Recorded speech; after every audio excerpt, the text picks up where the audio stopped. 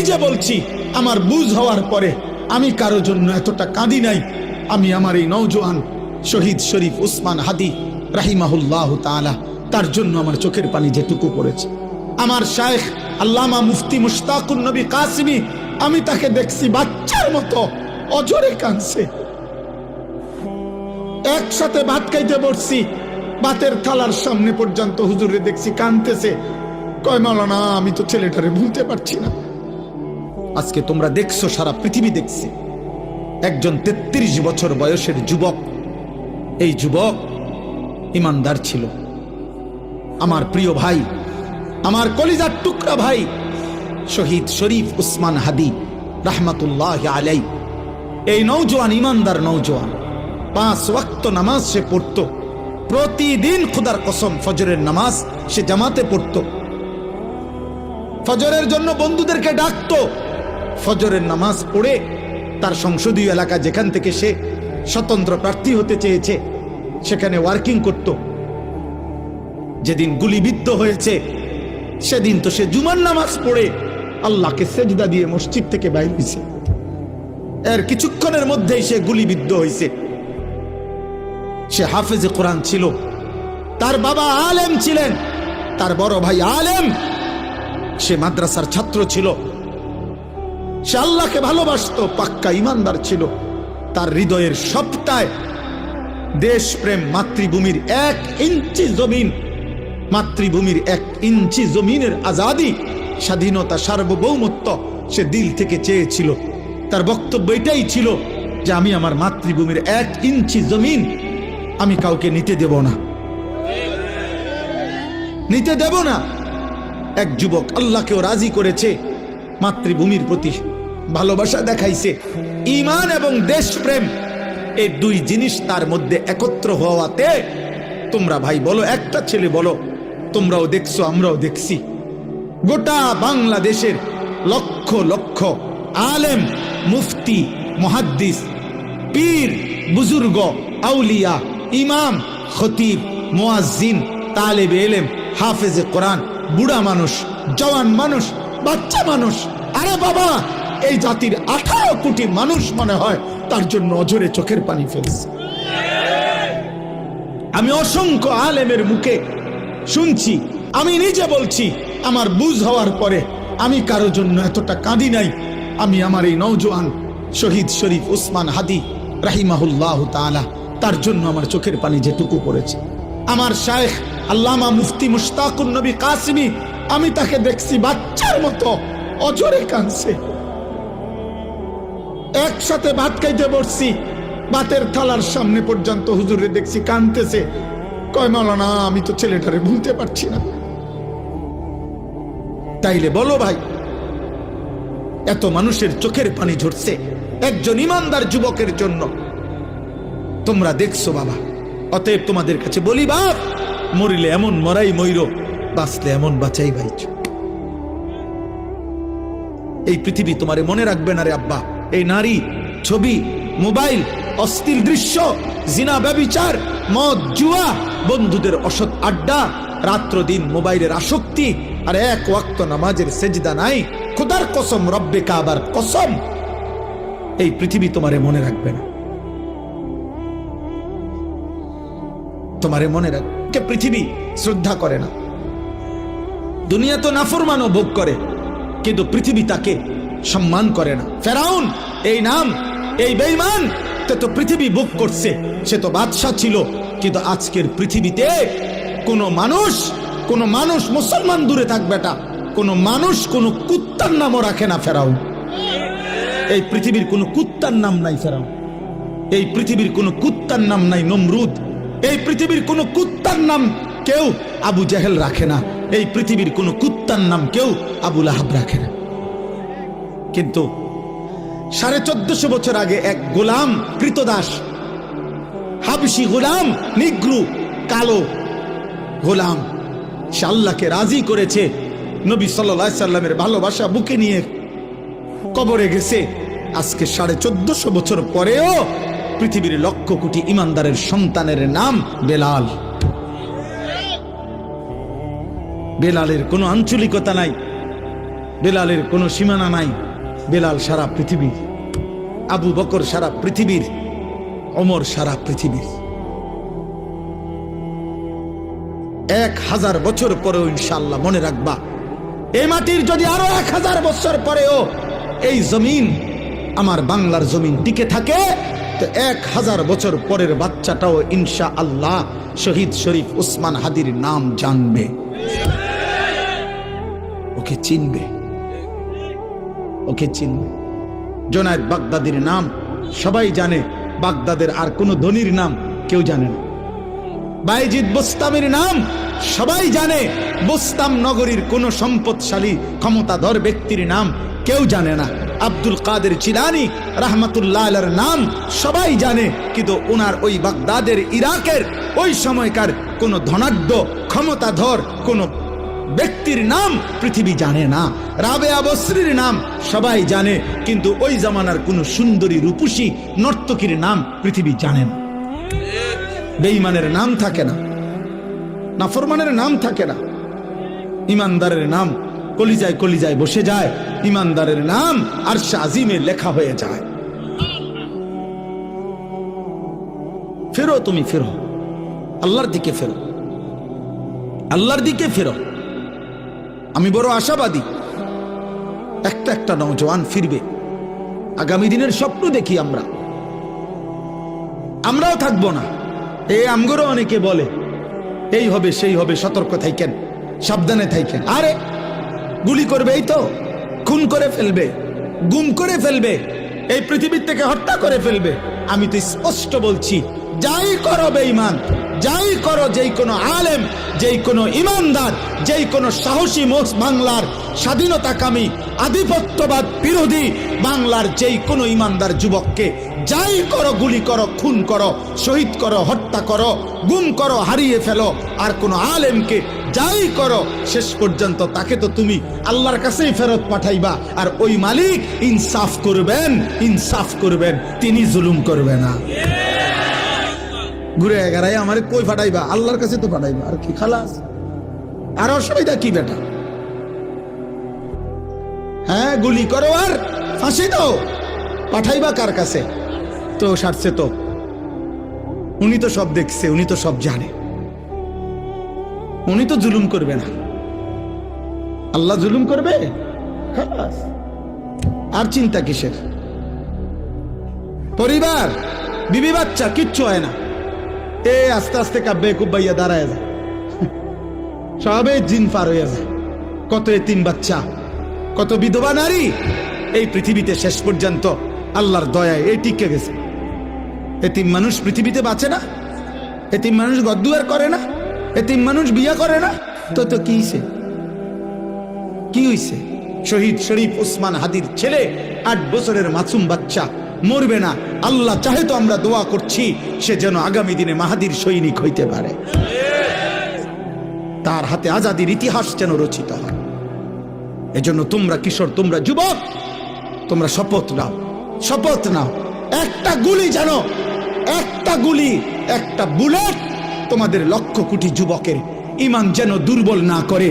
তোমরা মাটির আজাদি, মাতৃভূমির আজাদি বলে দাও। আধিপত্যবাদের দোসরদেরকে তোদের সংখ্যা বেঈমান বেশি হইতে পারে, কিন্তু আমার মাটিতে ঈমান বেশি।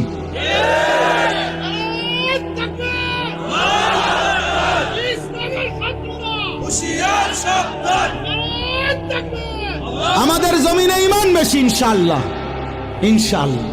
আমরা খুন দেব, আজাদি দেব না। 1 ইঞ্চি মাতৃভূমির জমিন কেউ নিতে পারবে না, ইনশাআল্লাহ। যে পরিমাণ যুবক দরকার রবের ইশারায় তুমি জানবাও না, ইমানদার যুবক ঠিকই আছে, ছিল, থাকবো ইনশাআল্লাহ। এমন অনেক ছেলে আছো, শোনো মিয়া, আমার কথা শোনো। নবী তো সেদিন আবু বকরকেও দাওয়াত দিছে, আবু জেহেলকেও দাওয়াত দিছে, ওমরকেও দাওয়াত দিছে, আবু লাহাবকেও দাওয়াত দিছে, দিছে না? কথা বলে না তো? আল্লাহর পাক যেন বন্ধুকে বলছে, বন্ধু দাওয়াত আমনে সবাই রে দেন, লোক নিমু আমি। লোক নেব কে? আমি লোক নেমু। কারে কারে লাগবে ইসলাম বিজয়ের জন্য সেটা আমি নেব, আমনে কইতে থান, আমনে কোন? তো আল্লাহ পাকের নবী দাওয়াত তো দিছে সবাইকে। আর শাজিমের মালিক বলছে আবু বকরকে নিলাম, আবু জাহেলকে নিলাম না, ওমরকে নিলাম, আবু লাহাবকে নিলাম না, ওসমানকে নিলাম, উতবাকে নিলাম না, আলীকে নিলাম, শাইবাকে নিলাম না। আল্লাহ বলেন বন্ধু চারোটাই কুরাইশ বংশের, আবু বকর কুরাইশ, আবু জাহেলও কুরাইশ, আবু লাহাবও কুরাইশ, ওমরও কুরাইশ। আল্লাহ বলেন আমার মন চাইছে এই দুইজন নিলাম, আমার মন চায় ওই দুইজন নিলাম না।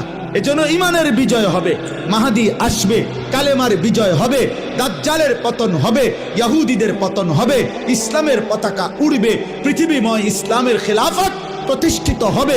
খোদার কসম, এ তোমার নবীর কথা, এ আমার নবীর কথা, এ কায়নাতের নবীর কথা, এ রাহমাতুল লিল আলামিনের কথা। তিনি বলছেন যদি ইসরাফিল ফু দিতে আর একদিনও বাকি থাকে তবুও উম্মত মনে রাখো আমি রসুল বলে গেলাম, মাহাদি আসবে, দাজ্জাল প্রকাশ পাবে, মাহাদি তাকে হত্যা করবে, আর কালেমার পতাকা পৃথিবীময় উড়বে। আমার নবী সাল্লাল্লাহু আলাইহি সাল্লামের কথা মিথ্যা হবে? সত্য হবে? হবেই হবে ইনশাআল্লাহ। হয়তো তুমি কামে লাগলা না, ইসলামের বিজয় হবে যেদিন, হয়তো তুমি সেদিনও বেড়ি চাও, তুমি নর্তকী দেখবারি, তোমার মতো আর কামলারে নিল না, আরে তোমার মতো চরিত্রহীন রে নিল না আর কি, তোমার মতো নারী লোভীরে নিল না আর কি, তোমার মতো নেশাখোর জুয়াখোর রে নিল না আর কি। তো কি সে আবু জাহেল ছাড়া ইসলাম বিজয় হয় নাই, আবু লাহাব ছাড়া ইসলাম বিজয় হয় নাই, তো তো তোমার ছাড়া হইতো না, আমার ছাড়া হবে না? হবে ইনশাআল্লাহ, হবে ইনশাআল্লাহ। এজন্য বাপ এটা বুঝতে শিখো। আল্লাহ বলছেন আহাসিবান নাসু আন ইউতরাকু আন ইয়াকুলু আমান্না ওয়া হুম লা ইফতানুন। আল্লাহ বলে বান্দা তুমি শুধু মুখে বলবা আমি মুসলমান, আমি মুমিন, আর আমি তোমাকে কোনো পরীক্ষা না নিয়ে এমনিতেই ছেড়ে দেব, জান্নাত দিয়ে দেব, হবে না, হবে না, দেব না। ওয়ালাকাদ ফাতান্নাল্লাযীনা মিন ক্বাবলিহিম, আল্লাহ বলে সকল যুগে যারাই নিজেকে মুমিন বলেছে আমি তাদের পরীক্ষা নিয়েছি। ফালা ইয়ালামান্নাল্লাহুল্লাযীনা সাদাকু ওয়ালা ইয়ালামান্নাল কাযিবিন, আমি পরীক্ষা নিয়েই জেনে নিয়েছি ইমানের দাবিতে সত্যবাদী কে, মিথ্যাবাদী কে। অতএব আমরা যারা এখানে আছি আমরা নিজেকে মুসলমান বলি তো, বলে না ভাই? অতএব খোদার কসম জওয়ান বুড়া, নারী পুরুষ, ছোট বড়, আলেম পাবলিক, হুজুর মুসল্লি সবাই পরীক্ষা দিতে হবে। কার কাছে? কি দিতে হবে? এই পরীক্ষা কি? পরীক্ষা হলো এই তামাম জিন্দিগির আমল, এটাই পরীক্ষা। প্রতিটা নামাজের ওয়াক্ত পরীক্ষা। আল্লাহ দেখতে চায় সেজদা দেও না নাফরমানি করো। প্রতি বছর পরীক্ষা, যাকাত দিচ্ছ না দিচ্ছ না। প্রতি রমজান পরীক্ষা, রোজা রাখছো না রাখছো না। প্রতিবার সম্পদ হলে আমি আল্লাহ দিছি তো আমি দেখছি, হজ করছো না করছো না। নারীর সামনে মোবাইলে হোক আর রাস্তায় হোক পরীক্ষা, টাকায় আসো না চোখ নামাইছো। টাকার সামনে পরীক্ষা, হালাল টাকা না হারাম টাকা। খাবার সামনে পরীক্ষা, হালাল খাবার না হারাম খাবার। মানে আমার প্রতিটা আদেশ, প্রতিটা নিষেধ, আমার রসুলের প্রতিটা সুন্নাত, এটাই পরীক্ষা। পরীক্ষা কোনটা তাইলে? এই জীবনভর ইমান আমলের পরীক্ষা। আল্লাহ বলেন তুমি পরীক্ষা দিতে হবে, পরীক্ষার মাধ্যমে আমি আল্লাহ জেনে নেব। পরীক্ষা চলবে মৃত্যু পর্যন্ত। কোন পর্যন্ত? এজন্য তাফসীরের মধ্যে আছে দুনিয়াকে বলা হয় দারুল ইমতিহান, পরীক্ষার ঘর। আখিরাতকে বলা হয় দারুল জাযা, ফলাফলের ঘর। দুনিয়াকে বলা হয় দারুল আমাল, আমলের ঘর। আখিরাতকে বলা হয় দারুল হিসাব, হিসাবের ঘর। আমল এখানে, হিসাব সেখানে, পরীক্ষা এখানে, ফলাফল সেখানে, ফলাফল সেখানে। এজন্য পরীক্ষা দিতে হবে আব্বা, পরীক্ষা দিতে হবে, পরীক্ষা দিতে হবে। নবী সাল্লাল্লাহু আলাইহি সাল্লামের একটা একটা সুন্নাত মানতে হবে। আমরা এই জন্যই বলি, আমি ব্যক্তিগতভাবে কোনোদিন এই দ্বন্দ্বে বিশ্বাসী না। ওই ধাক্কা ধাক্কি ঠেলা ঠেলি, তার লগে তোর লগে আপনি কথায় কথা বহস করে এলাম, আয় বেড়া উড়াইলাম, বেড়া কেডা আসত না, উড়ানের দরকার আপনি জাগাত থাকেন। কীর্তন উড়াইতাম আমি হুদা কামে, আমি এই পদ্মারিত নাই। আমার জীবনে কোনোদিন আমি বাংলাদেশের কোনো বক্তা, আলহামদুলিল্লাহ আমার স্যার, আমি ওইখান থেকে রওনা, আমার ওইখানে পৌঁছতে দেরি হয়েছে জ্যামের কারণে, এই জন্য আমার এখানে আসতে দেরি হয়েছে। তো আমি মনে মনে নিয়ত করছিলাম, ভাবতেছিলাম যে আমার আব্দুল বারী মাস্টার সাহেবরে আমি জানি গিয়া দেখিনি, কারণ এত রাত হয়ে গেছে, স্যারে জানি অসুস্থ, শরীর দুর্বলতার কারণে চলে গিয়ে যায়। আইসা দেখছি, ভাল লাগছে। তো উনি জানে ব্যক্তিগতভাবে আমার অনেক কথা আমি ওনার সাথে কত সময় আগে বলছি, এখন আমি সময় পাই। আমার 21 বছরের ওয়াজের জীবনে ওই ছোট্ট যখন ছিল এই কামরুর পিচ্ছি, আমি তখনই ও আমার খেদমত করছে। এই মাদ্রাসার সোনাকান্দা থাকতে এখানে আমি আসছি। আমার 21 বছরের জীবনে গোটা বাংলাদেশের কোনো বক্তার সাথে আমার কোনোদিন কোনো তর্ক হয় না। তুমি কও শুনছুনি জীবনে কোন বাংলাদেশের কোন বক্তা কোন লাইনের কারোর লগে আমার কোনো ঝামেলা নাই, কারোর লগে না। আমি কাউরে না আঘাত করি না, বলি না আর কিছু। আমি কিনতাম ভাই, আমি কথায় কথায় 1 লাখ টাকা চ্যালেঞ্জ করবো, কিনতাম 1 লাখ টাকা গরিব দুঃখীরে দিলে বা লাভ হইব। আমারটা আমি বলছি, আমনের বুঝে ধরছেন, হালাই দেন আমার এটা। আমনের যেটা বুঝে ধরছে আপনি এটা মানেন, কোনো অসুবিধা নেই। কিন্তু বিষয়টা হলো বাবা, রাসূলুল্লাহ সাল্লাল্লাহু আলাইহি সাল্লামের সুন্নাত মানতে হবে। ঠেলাঠেলি টানাটানির বিষয় না এখানে। এখানে সুন্নি ওয়াহাবির বিষয় না।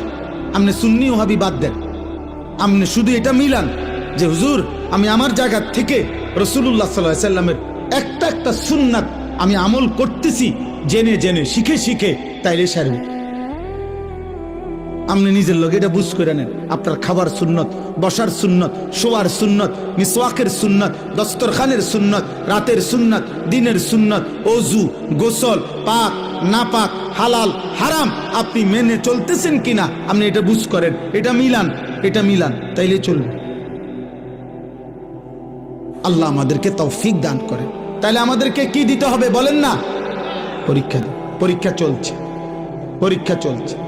এবার শেষ কথা হলো, আল্লাহ বলেন আম হাসিবাল্লাযীনা ইয়ামালুনা সাইয়্যাতি আন ইয়াসবিকুনা সাআ মা ইয়াহকুমুন। ভয়ঙ্কর কথা আল্লাহ বলছে, বান্দা তোমরা যারা যারা গুনাহ করছো, পাপ করছো, তোমরা যদি ভেবে থাকো, তোমরা যদি মনে করে থাকো পাপী যে আমি আল্লাহকে ডিঙ্গায় লাইবা, আমারে আড়াল করে ফেলবা, আমাকে ডিঙ্গাইয়া পার পাইয়া যাইবা, সাআ মা ইয়াহকুমুন, এটা তোমাদের বড় নিকৃষ্ট মন্দ ভুল সিদ্ধান্ত। ভুল সিদ্ধান্ত। তুমি বোকামি করছো বান্দা যদি ভেবে থাকো। তুমি যদি মনে করে থাকো যে পুলিশের ফাঁকি দিয়া লাইছি, র্যাব টের পাইছে না, বিজিবি টের পাইছে না, মেম্বরে কইতারে না, চেয়ারম্যানে জানে না, আমার আব্বাই জানে না, আমার মায়ে জানে না, আমার বউয়ে টের পাইছে না, আমার জিফুতে টের পাইছে না, আমগো গ্রামের কেউ টের পাইছে না, খোদার কসম আল্লাহ বলেন এদের সাথে তুমি আমারে আন্দাজ করো না বান্দা, যে এতজনকে ফাঁকি দিছি আর কিটা আর কেডা। আল্লাহ বলেন আর কেডা বুঝো নাই, আমি আছি না, আমারে ফাঁকি দিবা কেমনে, আমাকে ফাঁকি দিবা কেন? অতএব আল্লাহকে ফাঁকি দেওয়া যায়? আল্লাহকে ফাঁকি দেওয়া যায়? যায়। সর্বশেষ কথা হলো পঞ্চম আয়াত, মান কানা ইয়ারজু লিকা আল্লাহ ফাইন্না আজালাল্লাহি লাআতিন ওয়া হুয়াস সামিউল আলিম। ওহ ও মাওলা, আল্লাহ তো সুন্দর করে বলছে বান্দা, অতএব যারা জীবনভর ঈমান, ইবাদত, আমল, সেজদা, তাহাজ্জুদ, গুনাহ থেকে বেঁচে থেকে চুরি, ডাকাতি, জিনা, ব্যভিচার, মদ, জুয়া, সুদ, ঘুষ এগুলা ছেড়ে দিয়ে আমার বন্দিগি করে করে এই আশা করে বসে আছো যে আমি আল্লাহর সাক্ষাৎ পাইবা, জান্নাত পাইবা, এই আশায় আশায় যারা জীবনভর নেক আমল করে যাচ্ছ, আমি আল্লাহ ওয়াদা দিলাম আমি একজন ফেরেশতা পাঠাবো, মৃত্যুর ফেরেশতা মালাকুল মউত আজরাইল, সে তোমাকে নিয়ে আসবে আমার কাছে, আর আসলেই আমি জান্নাতের নিয়ামত তোমারে দিয়ে দেব। ফাইন্না আজালাল্লাহি লাআতিন ওয়া হুয়াস সামিউল আলিম। অতএব তোমরা যে যাই করছো আমি শুনতেছি, আমি জানি, ভালোটাও শুনি মন্দটাও শুনি, ভালোটাও জানি মন্দটাও জানি। অতএব সিদ্ধান্ত নাও যে তুমি কি করবে। আমি আল্লাহ স্পষ্ট বললাম। আল্লাহ আমাদের সবাইকে ঈমান আমলের তৌফিক দান করেন। বলেন ইনশাআল্লাহ, বলেন আমিন। আল্লাহ তাআলা এই মাহফিল কবরবাসীদের রূহের মাগফিরাত, জীবিতদের জীবন পরিবর্তনের মাধ্যম হিসাবে কবুল করেন। আমি আমার গাড়িতে একটা বই আছে, সাদা গাড়িতে রাসূলুল্লাহ সাল্লাল্লাহু আলাইহি ওয়াসাল্লামের জীবনের সমস্ত সুন্নাত, একেবারে জিন্দেগীর যত সুন্নাত নবীজির জীবনের ছোট বড় প্রায় 600 পৃষ্ঠা ব্যাপী, বাংলা ভাষায় এর চাইতে বড় পূর্ণাঙ্গ নবীজির সুন্নাতের উপরে আর কিতাব নেই। আছে আরো ছোট ছোট, কিন্তু এই কিতাবটা অনেক সুন্দর। আমি ঢাকা গাজীপুর বাংলাদেশের একজন অন্যতম শ্রেষ্ঠ বুজুর্গ অধ্যক্ষ মিজানুর রহমান চৌধুরী, অনেক বড় একজন শায়েখ আল্লাহওয়ালা, বাংলাদেশের বড় বড় আলেম, ওনার হাতে মুরিদ, অনেক বহুত বড় মুখলিস আল্লাহওয়ালা হজরতের লিখিত এই কিতাবটা। নবী সাল্লাল্লাহু আলাইহি সাল্লামের জীবনের যাবতীয় সুন্নাত এই কিতাবে আছে। আমি এই বছর এটা বিক্রি করি গাড়িতে 400 টাকা মূল্যে, একটা আশায়, একটা উদ্দেশ্যে বিক্রি করি। উদ্দেশ্য হলো উম্মতের ঘরে ঘরে রাসূলুল্লাহ সাল্লাল্লাহু আলাইহি সাল্লামের সুন্নাতের একটা পূর্ণাঙ্গ বই থাকুক। একটা সময় মুসলমানদের ঘরে ঘরে মুকসুদুল মুমিনিন একটা বই ঘরে ঘরে থাকতো, বেহেশতি জোর ঘরে ঘরে থাকতো, যখন যে যেটুকু পারছে কম বেশি একটু একটু হলেও পড়ছে। এরকম একটা পূর্ণাঙ্গ বই সুন্নাতের থাকলে মা, ছেলে, বোন, দাদি, নানি, বাচ্চা যে কেউ যখনই মন চায় পড়তে পারবে। আপনারা যাওয়ার সময় আমাদের সাদা গাড়িতে যারই সুযোগ হয় 400 টাকা মূল্যে এটা নিয়ে যাবেন। আল্লাহ তৌফিক দান করেন। আজকের এই মোবারক মাহফিল আল্লাহ কবুল করে নেন। আল্লাহ তাআলা আপনাদের সবাইকে ঈমান আমলের তৌফিক দান করেন। মুসলমানের নওজওয়ান আগামী দিনের জন্য, ইসলামের জন্য, মাহাদির জন্য, আল্লাহর দ্বীনের জন্য, দেশ জাতি মাতৃভূমির জন্য তোমরা রেডি থাকো, ভালো থাকো, চরিত্রবান হও। আল্লাহ তোমাদেরকে তৌফিক দান করে কবুল করেন, বলো আমিন।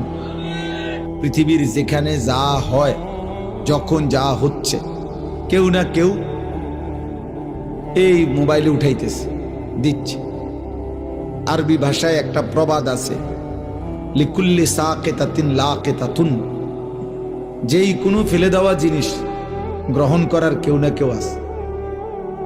একেবারে একটা ফসা জিনিসও বাজারে এমন আমও বিক্রি হয়, কিছু আলাদা পচা আম, এগুলোও কেউ না কেউ কিনে। পচা মাছও কেউ না কেউ কিনে। অর্থাৎ যেই কোনো ফেলে রাখা জিনিস কেউ না কেউ তুলে নেয়। তাহলে আমাদের এই পৃথিবীতে যা হচ্ছে সব কিছুই তো উঠতেছে। তো এখানে যদি উঠে, তার চাইতে বেশি সত্য যে আমলনামার মধ্যে এর চাইতে নিখুঁত উঠতেছে। এই জন্য প্রত্যেকের উচিত নিজের জন্য কিছু শোনা, নিজের জন্য, যেন আমার দিলে, আমার কলিজা, আমার ভিতরে কোনো অনুভূতি আসে।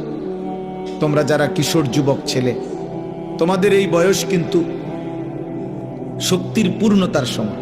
বাস্তবতা হলো এটা। কোরআনুল কারীমের মধ্যে আল্লাহ তাআলা বলছেন, একজন মানুষকে তিনি তার দেহে পরিপূর্ণ শক্তি, সারা অঙ্গে, একেবারে চুল, চেহারা, মাথা, চোখ, নাক, কান, ভেতর বাহির, যাবতীয় শক্তি একজন মানুষের দেহে পূর্ণতায় পৌঁছায় আল্লাহ যৌবনকাল। সুম্মা লিতাবলুগু আশুদ্দাকুম, কোরআনুল কারীমে আল্লাহ বলছে, সুম্মা ইউখরিজুকুম তিফলান সুম্মা লিতাবলুগু আশুদ্দাকুম। আল্লাহই তোমাদেরকে মায়ের পেট থেকে একটা তিফল মানে শিশু, বাচ্চা হিসেবে বের করে আনে। অতঃপর আল্লাহই তোমাদেরকে ধীরে ধীরে শক্তির পূর্ণতায় পৌঁছিয়ে দেয়। আর এটাই তাফসীরে আছে যৌবনকাল। সুম্মা লিতাকুনু শুয়ুখা, অতঃপর আবার তোমাদেরকে দুর্বলতা মানে বৃদ্ধকালীন অবস্থায় নিয়ে আসে। কোরআনুল কারীমের মধ্যে আল্লাহ তাআলা বলেন, আমি মানুষের হায়াতকে 3টা ভাগে ভাগ করেছি। এর 2 ভাগ দুর্বলতা, 1 ভাগ শক্তি। আল্লাহ তাআলা বলেন, আল্লাহুল্লাযী খালাকাকুম মিন দুআফিন, আল্লাহই তোমাদেরকে সৃষ্টি করেছেন দুর্বল অবস্থায় মানে শিশুকাল। সুম্মা জাআলা মিন বাদি দুআফিন কুওয়াতান, অতঃপর তোমাদের দুর্বলতার উপরে তিনি নতুন করে তোমাদেরকে দিয়েছেন কুওয়াতান, শক্তি মানে যৌবনকাল। সুম্মা জাআলা মিন বাদি কুওয়াতিন দুআফান ওয়া শাইবা, অতঃপর তিনি আল্লাহই পুনরায় আবার ফিরিয়ে দিয়েছেন দুর্বলতা এবং বৃদ্ধ অবস্থা। ইয়াখলুকু মা ইয়াশা, তোমার দেহ দেখলেই তুমি বুঝবে বান্দা যে আল্লাহ যখন যা ইচ্ছা তাই করতে পারে। এক হাতে একবার দুর্বল, একবার সবল, আবার দুর্বল, তিনি যা ইচ্ছা তাই করতে।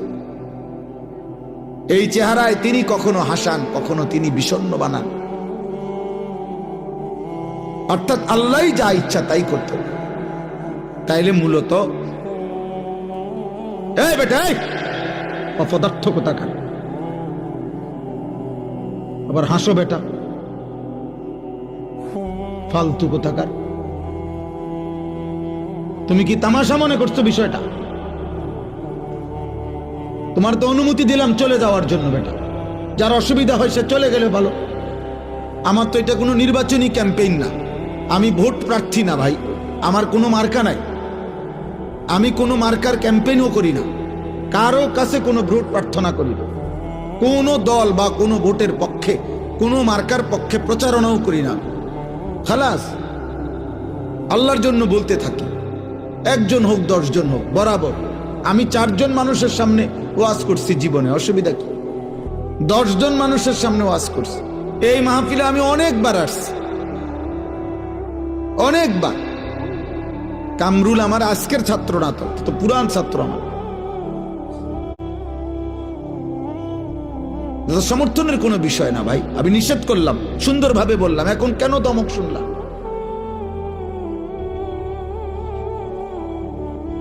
খামখেয়ালি না করলে ভালো ভাই। মনে রাখো আব্বা, এটা তুমি আজকে তোমরা কিশোর যুবক ছেলেদেরকে সবচেয়ে বড় বদনসিব বাবা, যাকে কেউ টানে ধরে না।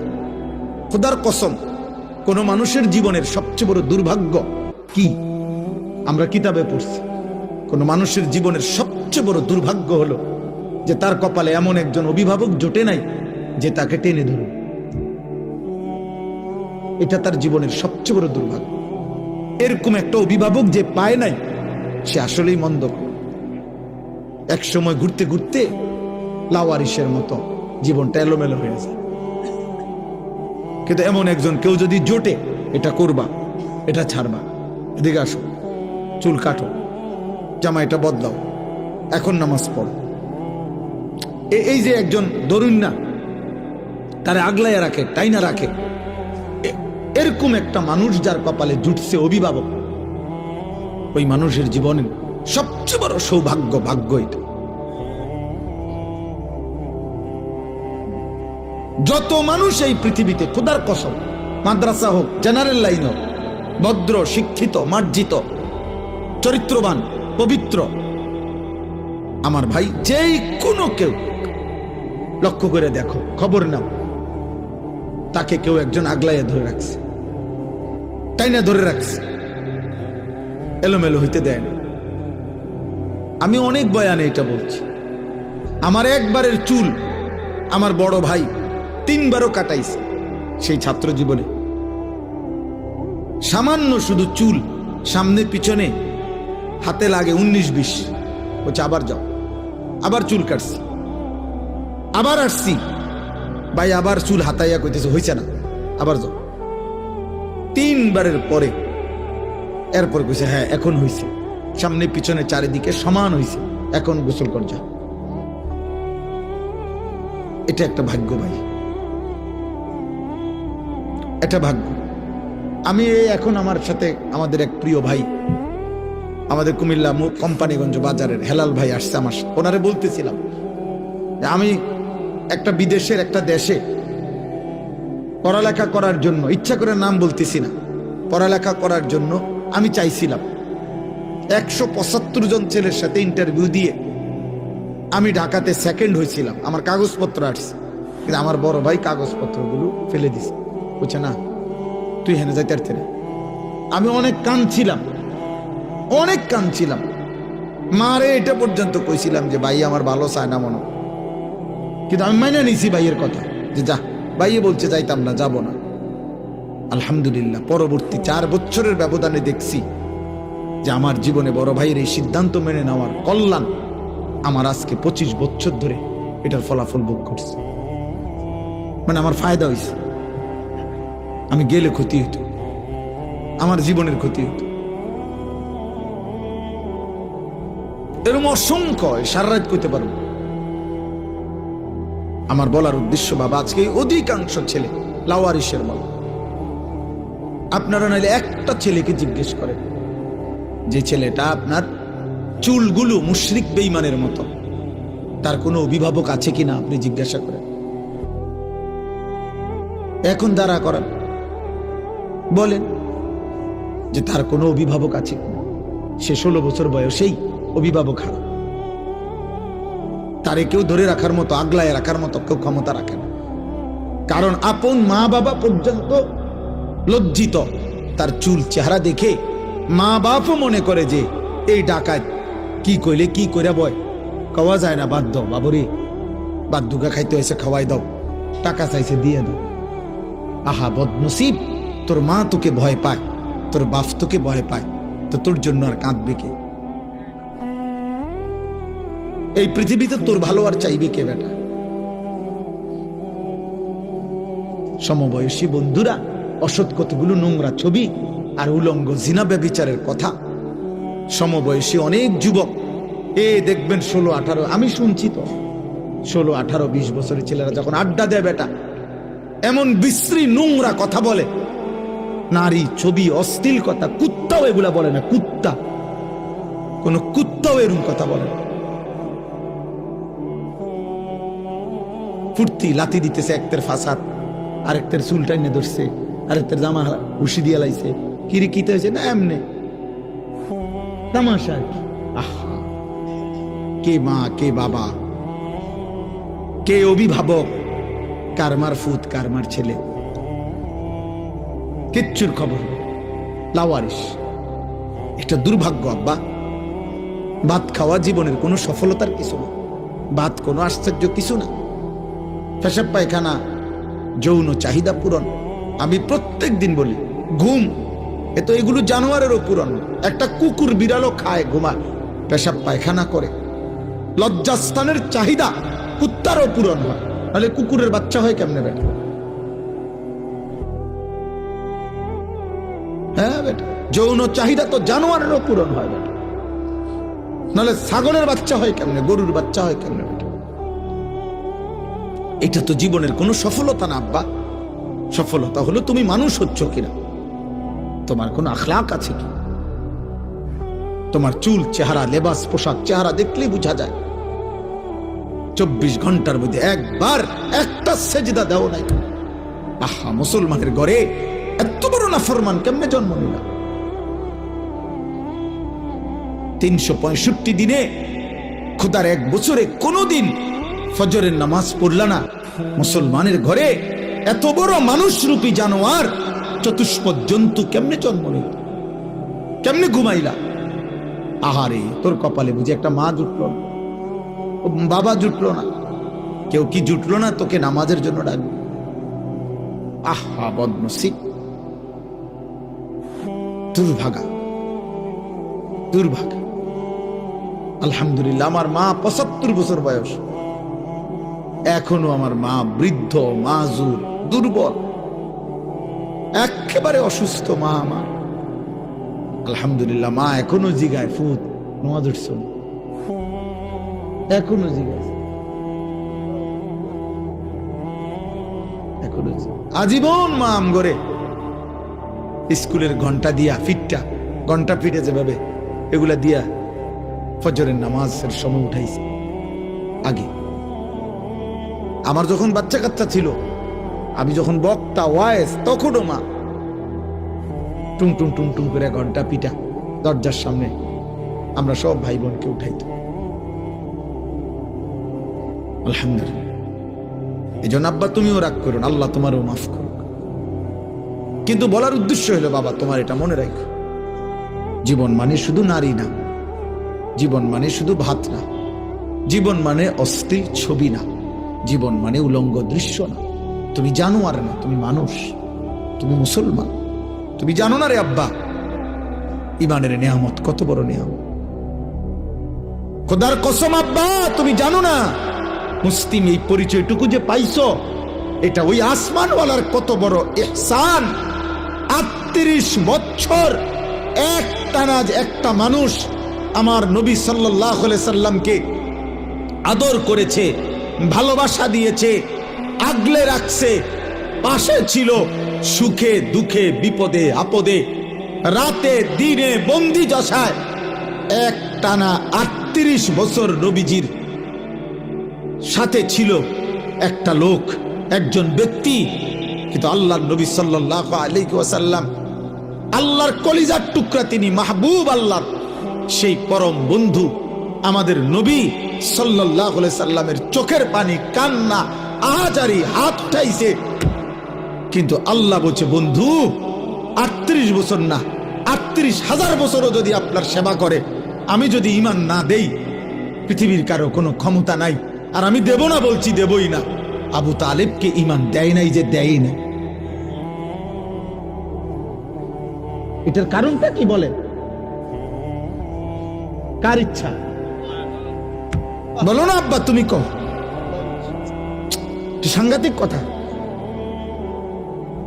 নবী সাল্লাল্লাহু আলাইহি সাল্লামের হাতে কেউ কালেমা পড়ে নাই, কথা বলে না। তো আবু তালেব পড়লো না কেন? তাহলে ফয়সালা কোথায়?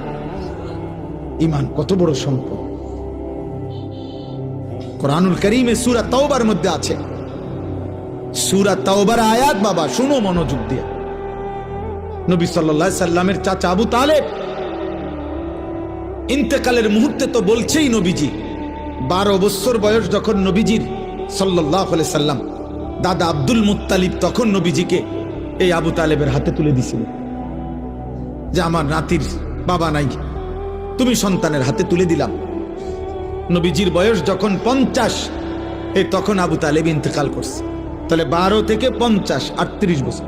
তুমি গুনে দেখো, এই 38 বছরের মধ্যে 10 বছর তো টানা তিনি নবুয়তের দাওয়াত দিতেছে, কালেমার দাওয়াত। 40 বছর থেকে নবীজির বয়স 50, তাহলে এই 10 বছর তিনি কালেমার দাওয়াত দিছে না, কথা বলে না। তো উনি ওনার চাচারে বলে নাই, আবু তালেবকে বলে নাই।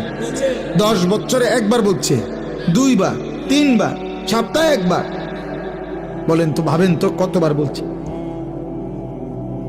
এরপরে 10 বছর পরে আবু তালেবের ইন্তেকাল। বুখারীর রওয়ায়াত,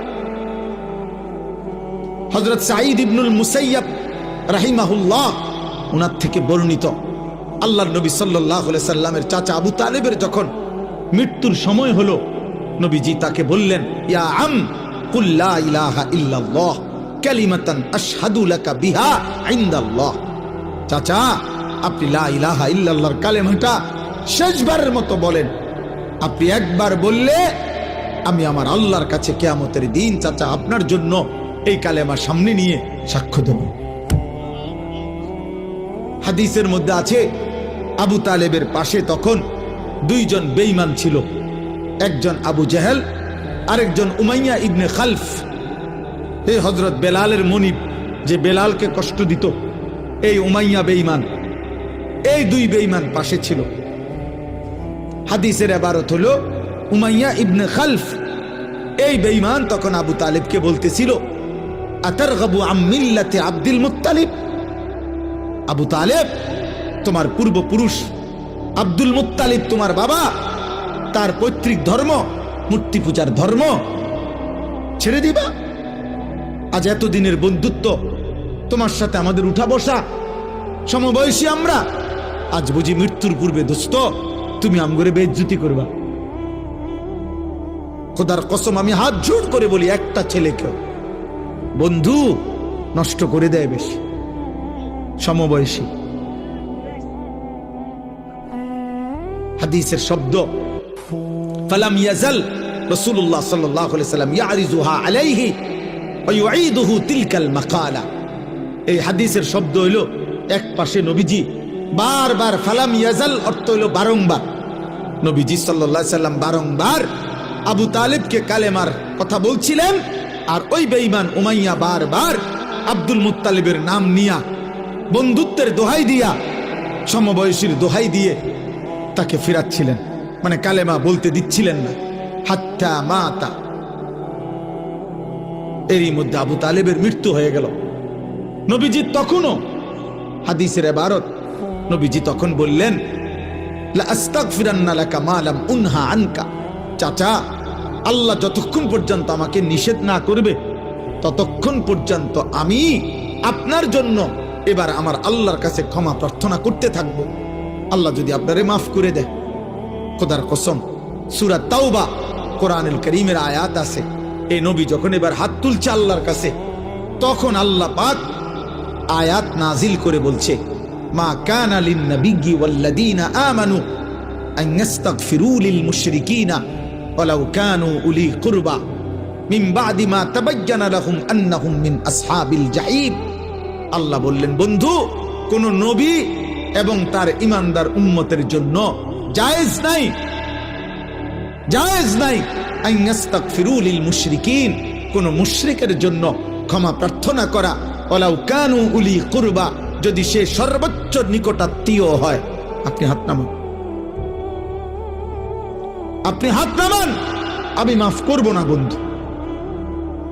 আপনি আচ্ছা একটা মানুষ বলেন, আপনারা বুঝতেছেন যে কার হাত নামাইতে কইছে? উনি কে চিনছেন? কে? হ্যাঁ, আপনি বুঝছেন উনি কি? আল্লাহর কি উনি বুঝছেন? বন্ধু, হ্যাঁ, কলিজাটা আল্লাহ মালিকের, এটা কলিজা। এর চাইতে ভালোবাসার জন আল্লাহর এই সৃষ্টিতে, এর চাইতে প্রিয় ভালোবাসার মানুষ আর কে? আল্লাহর সৃষ্টির মধ্যে এই বন্ধুর চাইতে আল্লাহর প্রিয় বন্ধু আর কেউ আছে? ছিল কোনদিন? তো উনাকে বলছে হাত নামা, আমি মাফ করব, আমি হেদায়েত দেব। হযরত ইব্রাহিম আলাইহিস সালাম, এই তিনটা উদাহরণ দেই। দ্বিতীয় হলো ইব্রাহিম আলাইহিস সালাম, কোরআনুল কারীমের অগণিত আয়াত আছে। এখন রাত হচ্ছে দেখে সব আয়াত বলছি না, অগণিত আয়াত আছে। ইব্রাহিম আলাইহিস সালাম শতবার, হাজার বার চেষ্টা করছে, আহাজারি করছে, কাকুতি মিনতি করছে, ইয়া আবাতি ইয়া আবাতি ইয়া আবাতি বলে ওনার আব্বা আজরকে কালেমা পড়াইতে।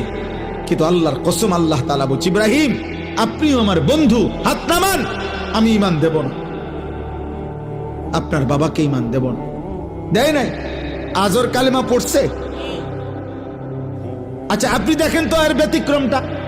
এই ইব্রাহিম নবীর একটা বিকল্প দেখেন তো, যার হাতে তার বাবা কালেমা পড়লো না, তো অথচ মাত্র 12 বছর বয়সে ছেলেটা ইসমাইল, হযরত ইসমাইল উনার ছেলে, এই মাত্র 12 বছর বয়সে উনি তাকে বললেন, 11-12 বছরের ছেলেকে, আমি স্বপ্নে দেখতেছি বাবা, আল্লাহর হুকুমে তোমাকে আমি জবাই করতেছি, তুমি কি বলো?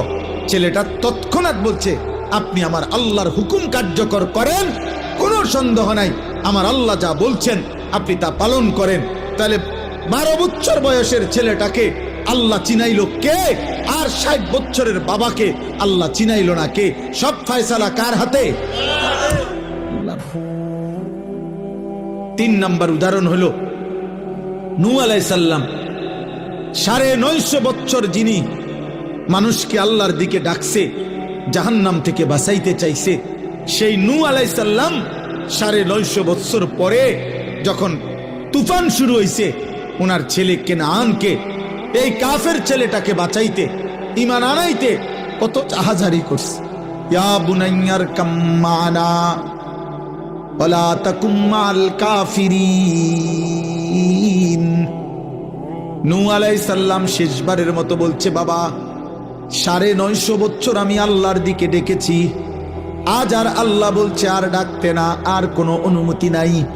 আল্লাহ বলছে সবাইকে শেষ করে দিবে, আল্লাহ বলছে আর কাউকে ঈমান দিবে না বাপ, তবুও তুমি আমার সন্তান, আমার চোখের সামনে আমার ছেলেটা জাহান্নামের আগুনে জ্বলবে, আমি বাপ এটা মানতে পারি না, এজন্য শেষবারের মতো বলছি সন্তান, আর কোনোদিন কাউকে ডাকবো না, কাউকে বলবো না।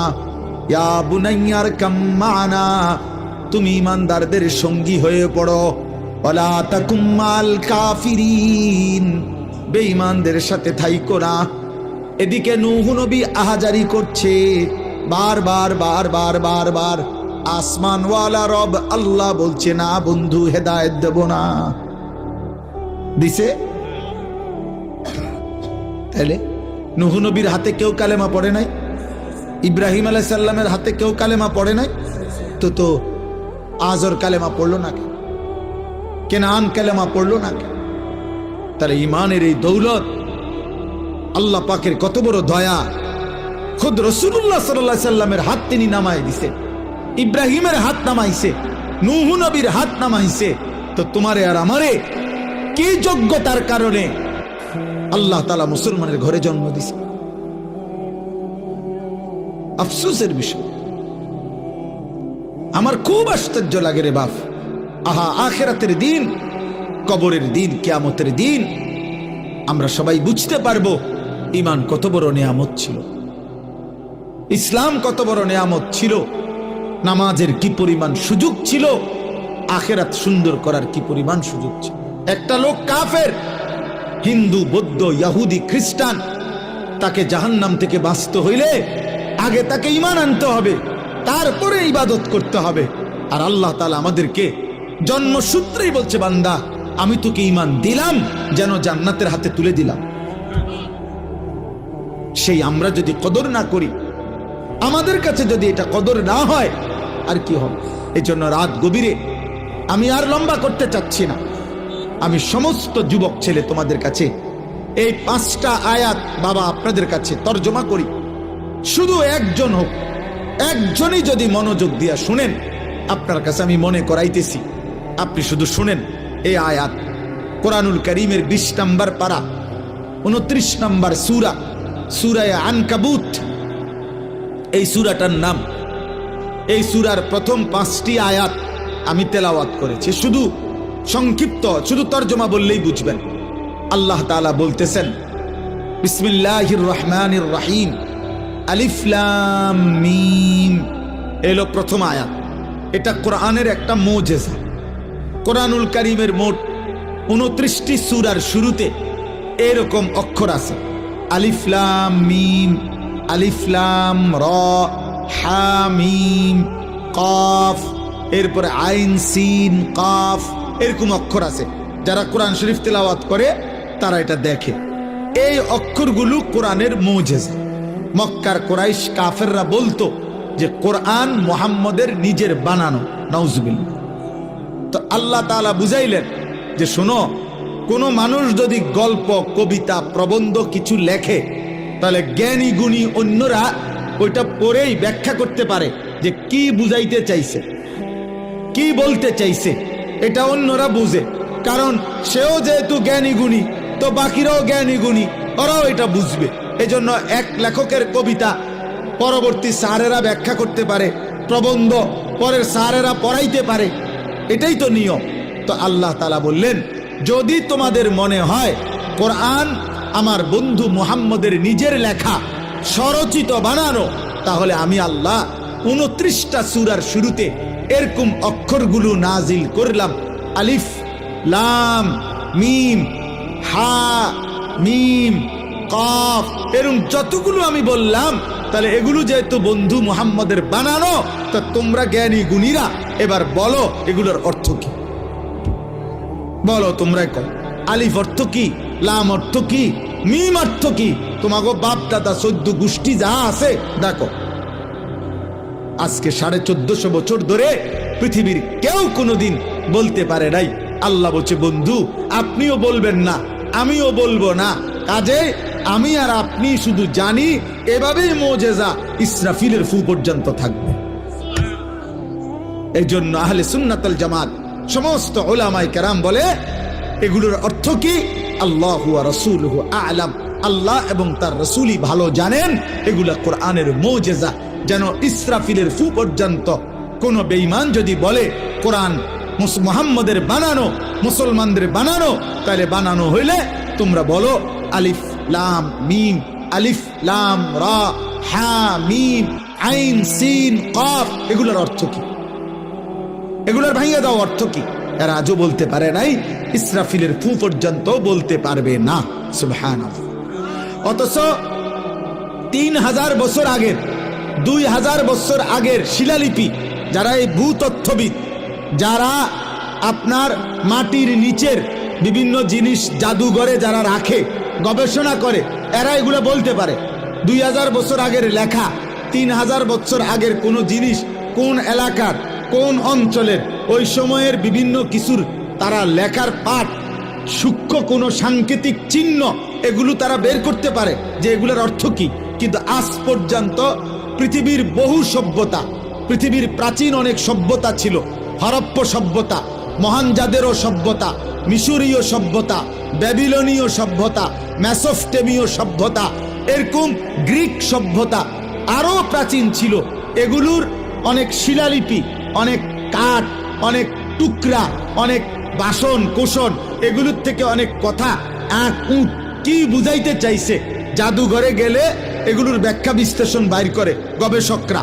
তাহলে এত সূক্ষ্ম গবেষণা 3000 বছর আগের বাইর করতে পারছো, কিন্তু 1450 বছর আগে মুহাম্মদে আরবি সাল্লাল্লাহু আলাইহি সাল্লামের উপরে নাজিলকৃত এই কোরআন তোমাদের সবার সামনে তোমরা বের করে বলো আলিফ মানে কি, লাম মানে কি, মিম মানে কি। বিগত দিনও পারে নাই, আগামী দিনও পারবে না। অতএব কোরআন আল্লাহর কালাম। কোরআন কার কালাম? এজন্য নওজোয়ান মনে রাখো, কোরআন থেকে দূরে সরাই আজকে বেঈমান তোমাগরে নিয়া বান্দর খেলা খেলতেছে। যদি তোমরা আল্লাহর কোরআন সবক শুনতা, রাসূলুল্লাহর কিছু হাদিস শুনতা, তাহলে চুল চেহারা এমন হতো না রে আব্বা। দুর্ভাগ্য, বেঈমানের সফলতা হলো দুনিয়ার লোভ দেখাইয়া কয়টা ভাত মাছ আর দুনিয়া ভোগ করার স্বপ্ন দেখাইয়া তোমারে দিয়া বহুত কিছু ফরাইছে 12 বছর, কিন্তু আখিরাতের কথা ভুলাইয়া তোমারে তোমার শ্রেষ্ঠ কিতাব কোরআন থেকে বঞ্চিত করে দিস।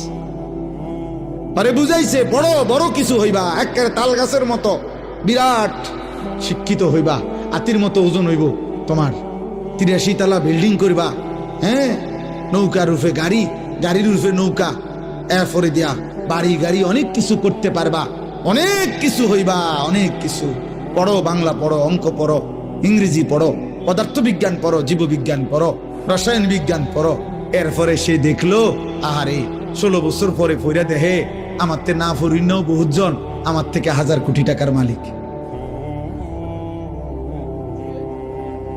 বহু মূর্খের অধীনে, মূর্খ বকলমের অধীনে বহুত বড় ডিগ্রিধারী চাকরি করে, চাকরি করে। যারে বস কয়, যারে সে স্যার স্যার কয়, ওইতে স্যারের আব্বাও বোঝে না। হ্যাঁ, ওইতে বসের আব্বাও বোঝে না, কিচ্ছু বোঝে, সরু সরেও ছেড়ে না। আমার পরিচিত এরকম বহুত লোক আছে।